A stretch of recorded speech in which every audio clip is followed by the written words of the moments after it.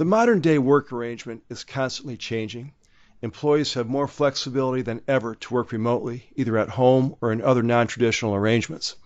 But when employees have access to business-critical information in the form of trade secrets, numerous issues are raised. Jones Day's Rebecca Swindells explains these concerns in her article in the June 2020 edition of the World Intellectual Property Review. To follow that article, which you can find at jonesday.com, in this edition of our Women in IP series, Rebecca and Jones Day partner Meredith Wilkes discuss the responsibilities employees have with regard to protecting trade secrets, the risk presented relative to trade secret protection when employees are working remotely, and how companies can effectively manage those risks.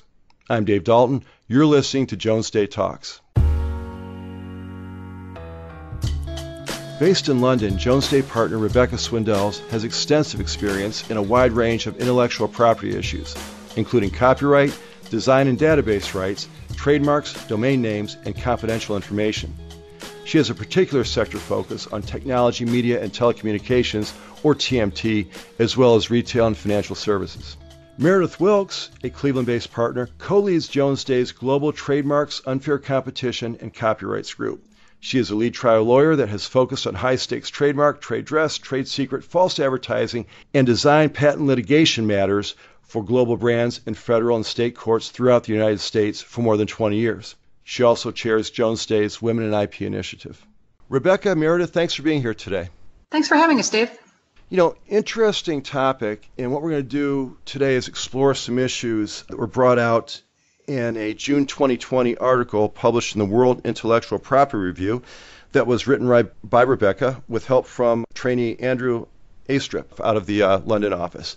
So we're talking about protecting trade secrets at home. And I wouldn't quite file this under unintended consequences or unexpected consequences, but when things change, issues pop up that you're not always aware of or that you maybe didn't plan for. And certainly in this era where people are working remotely, away from their conventional business surroundings, their office, whatever, at home, offsite, whatever it is, there are some issues that need to be addressed that traditionally weren't a factor. So let's talk about protecting trade secrets at home. So let's get into this. We'll start with Rebecca. Rebecca, before we get into the specifics of how one protects trade secrets when employees are working away from the office, talk about the responsibilities that the owner has pertaining to perpetuity of a trade secret. What does the owner of the trade secret need to do going in to make sure that it's protected adequately? Sure. So basically there are three things you need to do to prove that you have a trade secret to be able to protect it in the UK and the EU. First, the information that you are seeking to protect must be secret. Sounds obvious, but right. It's amazing how many businesses fail at this first hurdle. Mm-hmm. Basically, you need to show that the information is not generally known within the industry and not generally accessible to people outside of your organization. So it's got to be confidential in nature. Okay. And secondly, the information must have commercial value due to its secrecy. So it could be that it gives the business a competitive advantage over other businesses. For instance, it could be some improved efficiency in a manufacturing process, mm-hmm. or a higher quality product, or a product or service offering that is unique in the market. Okay. And then last but not least, you need to show that you've taken reasonable steps to retain the confidentiality of the information, so to keep it secret. And in figuring out what is reasonable, it's all about what is proportionate, thinking about the scale and value of the trade secrets in question. Mm-hmm. So for a large organization which has many trade secrets, that might involve auditing and then categorizing different types of information within the business from, say, relatively low value mm-hmm. to what I'd call crown jewels status, and then putting appropriate measures in accordingly. So you might restrict access to the crown jewels type information to only a handful of key individuals on a need-to-know basis. And then you would want to closely monitor their access to and disclosure of that information. Now, it sounds like quite a lot to do and quite a hard test to satisfy. But if you get it right, the bonus is that you can get perpetual protection of the information for as long as it's kept secret. Yeah, and that's different from, say, patent protection or some other IP rights protection where it tends to be for a finite number of years. Right. And that longevity of protection of trade secrets can really give a business an edge. The one that we always use as an example is the Coca-Cola recipe, but equally it could apply to algorithms or other valuable information. Rebecca, do companies get it wrong sometimes? And they probably do, which is why they call you. But I guess specifically what I'm wondering is, do sometimes companies underestimate the value of what they have? Like, this should be better protected. That's almost a crown jewel type trade secret you're talking about. Is this something that's easy for a client to underestimate? I think that happens a lot. I mean, it depends on the industry. Obviously, some businesses will be very sophisticated in knowing what they're dealing with and its value. But for many of our clients, you're absolutely right. They do underestimate the information that they have. And I think often it pays dividends to sit back and look at what information the business has, maybe get in somebody to audit it, and then to take the right procedures and put the right systems in place to protect it. Sure. Let's swing over to Meredith Wilks for a second and talk about what goes on in the United States and other jurisdictions. Surely there are measures in place which demand a similar degree of responsibility as what Rebecca's described in the UK. Is that correct? Well, that's absolutely right, Dave. Similar to the standards that Rebecca mentioned in the United States in particular, to be afforded trade secret protection, a trade secret owner is going to have to demonstrate that this secret has independent economic value from not being generally known, and that incorporates reasonable efforts to keep the confidential information confidential. And it's a facts and circumstances analysis. And so the longer we continue in the remote working and remote learning environment, I think it would be reasonable for trade secret owners to expect the barrier and the burdens go higher and higher and higher. One of the areas that we see the most questioning around and the greatest inquiry from our clients deals with vulnerabilities in security protocols. Do we have sufficient security around the crown jewels that Rebecca mentioned? And the other area that we're seeing a lot of questions around, and that's getting a lot of, I think, hype and coverage in the media right now, is data access.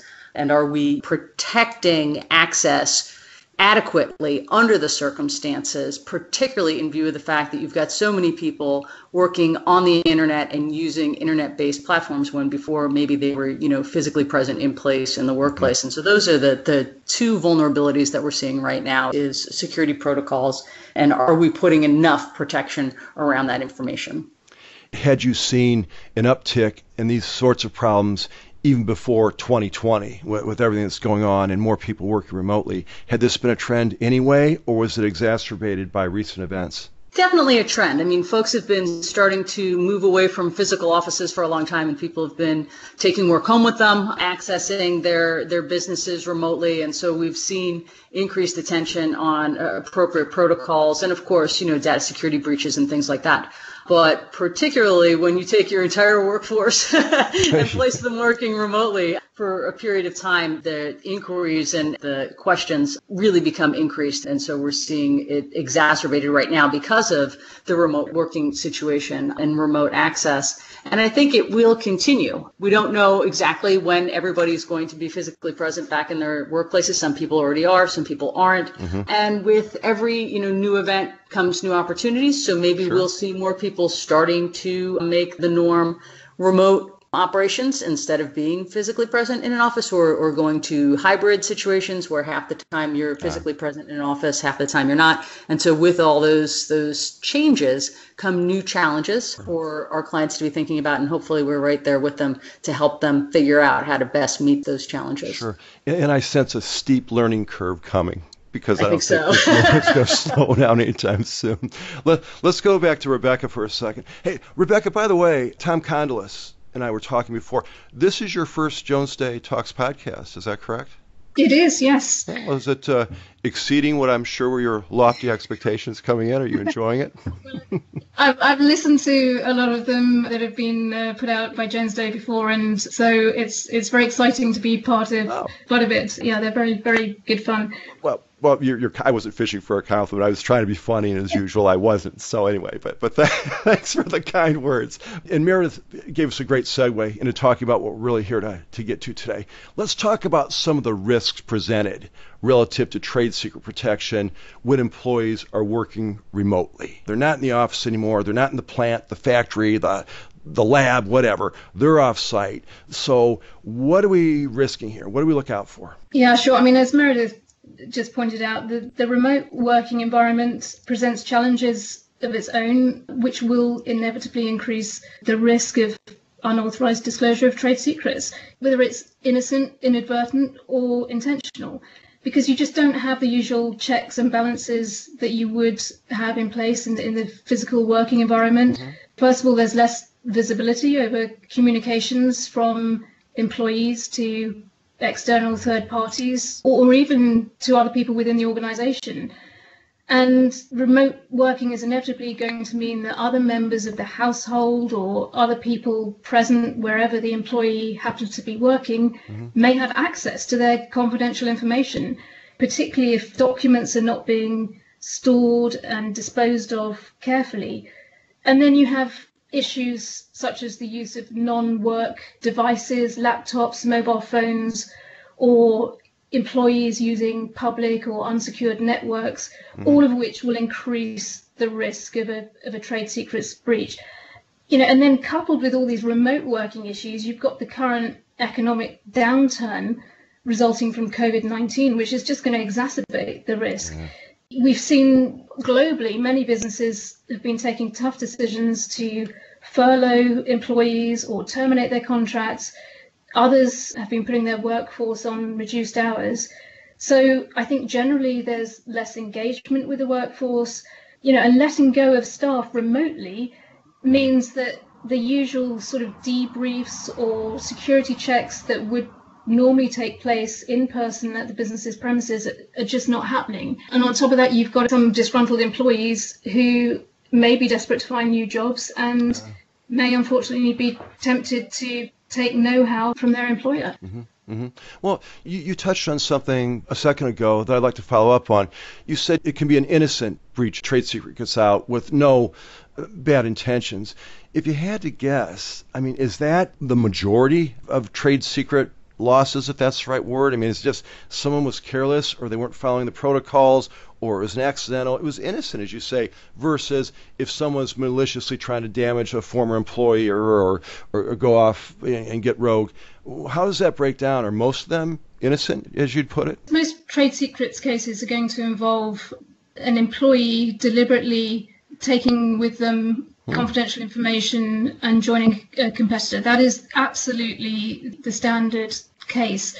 I think here with the remote working issue, we're looking at a lot of risks that it presents to clients, including cybersecurity risks, data breaches, and trade secrets breaches. So in a way, businesses, I think, need to look at that in the round and to be tightening up all of their security measures to ensure that these innocent, inadvertent disclosures don't happen. But when you're talking about high-value trade secrets claims, they will almost always involve an intentional breach by an employee. Okay, well, that's disappointing to hear for certain. Obviously, we believe you, and that's it's sorry to hear. But it also gives us another good segue into what I wanted to ask Meredith about. And Rebecca, jump in. So it's obvious that managing these risks is so critical to a company's successful operations. Meredith, talk about some of the safeguards that should be considered when guarding against the kind of activities that Rebecca just brought up. Wow. Yeah. And there's a really, really, really long answer to that one. So for sure, Rebecca should jump in on this. Rebecca's exactly right. In times of economic downturn and workforce displacement, whether it's mobility, layoff, furloughs, there is an increased and heightened risk of trade secret misappropriation. We know from studying the data that the costs in that respect are significant. Trade secrets in the United States cost companies between 1% and 3% of the U.S. GDP every single year. So We're talking about something pretty substantial here. And Rebecca referred to it as the crown jewels. And That's how we talk to clients about this. And so when I'm talking to clients about ways in which to protect trade secrets and ways in which to fortify the surroundings, I kind of go back to sort of a medieval castle type of analogy and say, when we were building castles hundreds and hundreds and hundreds of years ago, they made them out of really, really thick stone, and they perched them high on a hill to prevent people from being able to gain access. But they didn't just do that. They had these really big, huge, thick doors that were guarded by people outside, and there were fences and walls around the castle, and more than that, then there was a moat, and in front of the moat that was also guarded. So we're talking about layers and layers and layers of protection around these crown jewels. And so I break it down into 3 different buckets. I break it down into an education bucket, I break it down to an access bucket, and then I break it down into a walk the talk type of bucket. And under the education bucket, I say, all right, we've got to educate our workforce. We've got to educate our employees about the trade secrets. And that starts, on day one, that we have a policy about trade secrets and that we keep confidential information confidential, and employees sign off on it. They sign off on it in an employee handbook, or they sign off on it through a non-disclosure agreement. And this is where, in the United States in particular, because I'm a U.S. lawyer, so that's what I can talk about, having the help of our labor team and our employment lawyers becomes really critical, because what you can ask employees to sign in different states varies dramatically. So you ask folks to sign non-disclosure agreements, confidentiality agreements. We explain to employees why the information has to remain confidential, and we mark it confidential. We talk to employees about what data security protocols are in place, how they're enforced, and most importantly, how to report any type of breach of data security. So, that's the starting point with the education bucket. But then we talk about limiting access, and Rebecca talked about this as well. We talk about limiting access both physically and virtually, and since we're talking about the remote working environment, I'll limit my comments right now to limiting the virtual access, and Rebecca explains this in detail in her article. What we're trying to do here is reduce the number of people accessing, and then we also want to know who's accessing and what they're accessing. So we want to make sure that we've got a document management system where the secrets are centrally located and can't be exported anywhere else, and we know who's accessing it. We want to make sure in this virtual environment that we're using a secure VPN network, that we have secure FTP file transfers that are encrypted so that they can't just be accessed by anyone out on the internet. We want to make sure that we're able to prevent download of the trade secret information to thumb drives or other types of remote devices. We want to have a system in place where we're monitoring access of these files. Some clients, and again, we have to be careful with state laws and in Europe with privacy concerns about what we're monitoring with respect to employees for sure. But we want to be monitoring who's accessing files, and some companies have alerts in place when large volumes of information are being accessed, being removed, being sent to a different storage device. Another thing that we're talking to clients about a lot right now is the platforms that employees are using. We want to make sure that we're vetting those to make sure that those platforms, whether it's a Google platform, a Zoom platform, a WebEx platform, whatever those different platforms are, we want to make sure that there are the proper security protocols in place there as well, so that we're limiting, again, who can access this information in the virtual world. And then, of course, the third bucket is walking the talk, and that's enforcing. Rebecca talked about the volume of trade secret cases that we see are the former employee taking information to a competitor. And it's an unfortunate situation, but it does happen, and that's when we get involved. Maybe they're not calling us when the innocent breaches occur. But when we onboard employees, we want to make sure we're not taking anyone who's tainted or who has trade secret information with them. So we counsel our clients on how to make sure we're not bringing in employees who have trade secrets and that we're not using somebody else's trade secrets. We enforce NDAs. We monitor compliance. And then, of course, because there's that obligation to be reasonable under the circumstances, we update manuals and procedures as is necessary under the circumstances to keep the secrets a secret. And I know that there's a whole bunch of nuances to that, particularly under EU law. So, Rebecca, please chime in on that. Just picking up on your earlier point, I think one thing to mention is that when all of these businesses went into lockdown, I think actually a lot of them were almost caught a bit short in terms of what systems they were using, how secure those systems were. And I think so many have learned almost through trial and error that they need to get more secure systems in place in their business. As to your point, Meredith, on privacy and in the EU, obviously, yes, you need to be very careful. There are very strict measures in place, a very strict legislation in terms of monitoring what employees are doing. So that has to be considered on a country-by-country basis. So lots of moving parts beyond just protecting trade secrets. There are also obligations when it comes to how you're protecting them, particularly as it involves with interacting with employees. Okay, Rebecca, let's go here. What if, despite the best efforts of a company, a breach occurs? What's the next move for a company if something goes wrong? I think the really key thing when a breach occurs is to move quickly to address it. The immediate concern should be to identify how the breach happened so that you can try and contain the risk as much as you can and prevent further disclosure of your information. Because obviously, once a trade secret has been widely disclosed, it risks losing its value completely and just being worthless. So you've got to stem the flow of information, and you've got to do it quickly. And then depending on the nature of the breach, it may be necessary to call in forensic experts, such as IT specialists, to investigate how the breach occurred and to make sure that the right security measures are implemented to, again, prevent it happening again. So, for instance, it may be that the breach occurred due to the business having inadequate security systems in the first place, or picking up on Meredith's point about training and educating your workforce. It may be that the person who disclosed it didn't actually realize the value of the information, didn't realize it was a trade secret because they hadn't received the right training. Or it may well be that it was clearly intentional disclosure with intent to then go on and misuse that information, in which case I think the business has to take immediate action to try and identify those that have been involved in the wrongdoing and consider whether to take legal action against them. And one of the reasons for doing so, other than to try and get back your confidential information and prevent further disclosure, is to send a message to the business that this sort of behavior will not be tolerated and to deter other would-be infringers. I think that sort of deterrent message is very important.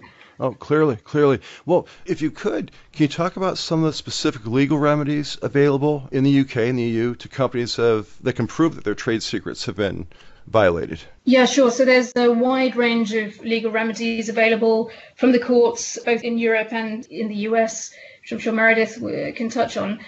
In these sort of cases, as I've kind of just mentioned, moving quickly is really important. So one of the most useful remedies that you may want to get in a trade secrets infringement case is injunctive relief, and that can come in a variety of different forms. You can get a search and seizure order, which is basically forcing those who are suspected of wrongdoing to hand over materials such as laptops, mobile phones, memory sticks that may have your trade secrets information on them. You can apply at court for what's called a prohibitory injunction, which is aimed at preventing a breach from happening in the first place, but where you have identified a real threat or a real risk to theft of your confidential information. And you can also obviously get what we call a final injunction to prevent any further disclosure or misuse of your trade secrets, and you can get an order for delivery up or destruction of any material which infringes your trade secrets. And then, of course, there's a whole financial side of remedies. You can seek financial remedies in the UK, but only after the court has decided that there has been a breach. Normally in the UK, that is done by two separate trials. You have a trial on liability and then you have a trial on quantum.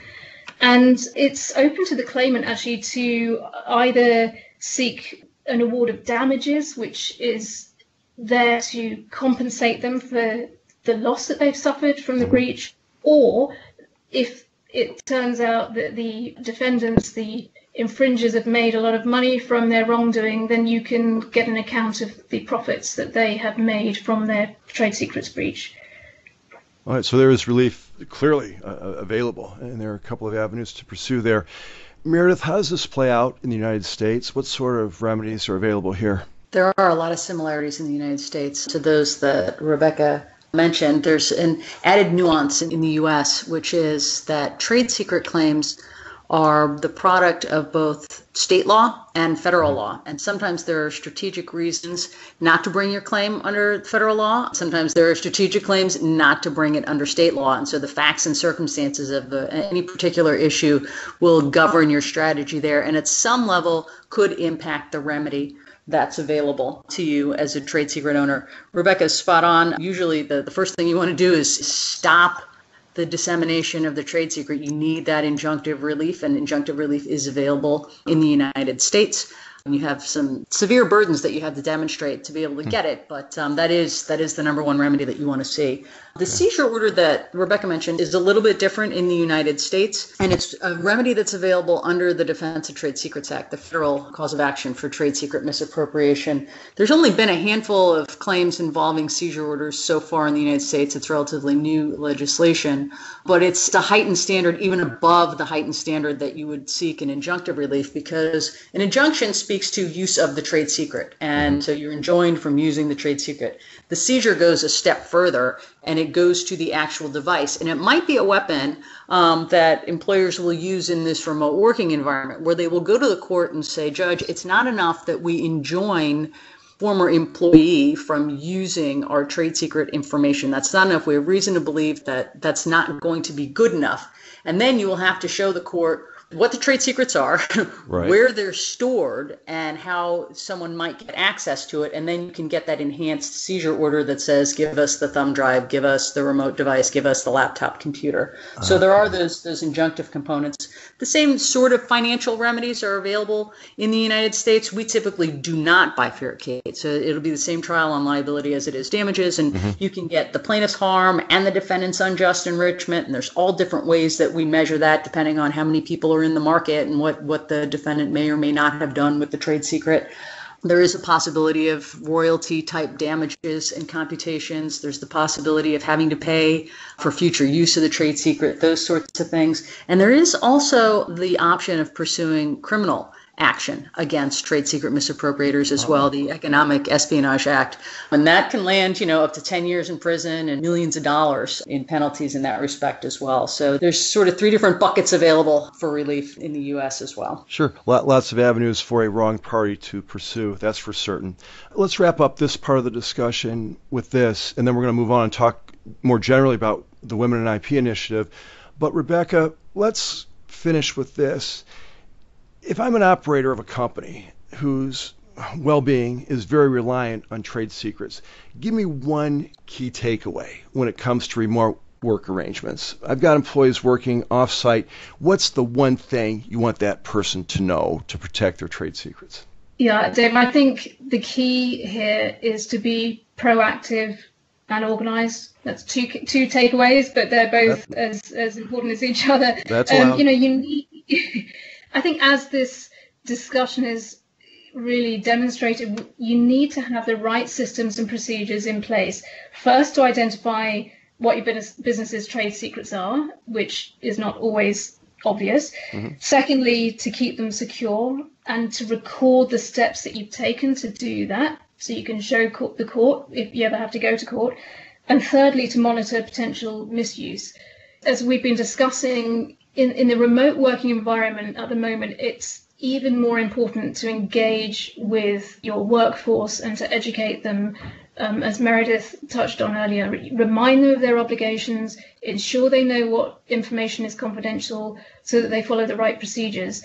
Because without those procedures in place, you really risk failing at the first fence, and you won't be able to get a claim off the ground if you are unfortunate enough to have a trade secrets breach. And I said it before, but I think it's worth reiterating that given the very nature of trade secrets and the fact that once they've been disclosed in an unauthorized way, they potentially lose their value and they cease to be trade secrets at all.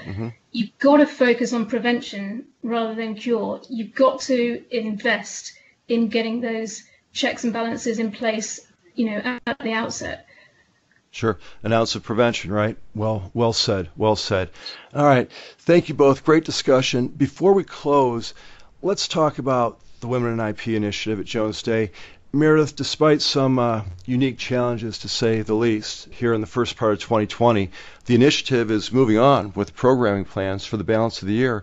Can you tell us what's coming up and where people can go for information if they're interested? Oh, absolutely, Dave. Yeah, we definitely persevere, right? You have to. Really pleased to report that Women in IP is continuing to offer our CLE series, and our next program is June 26th, as a matter of fact. Our Jones Day Women in IP partners are going to collaborate with our clients and community leaders and offer our annual leadership program solely by webinar this year, focusing on positive growth through the pandemic. We're going to talk about converting the stress of the pandemic into positive opportunities in a post-COVID world. We're going to do an update, I think a much needed and well-received update on where we are with respect to COVID-19 therapy and vaccine development.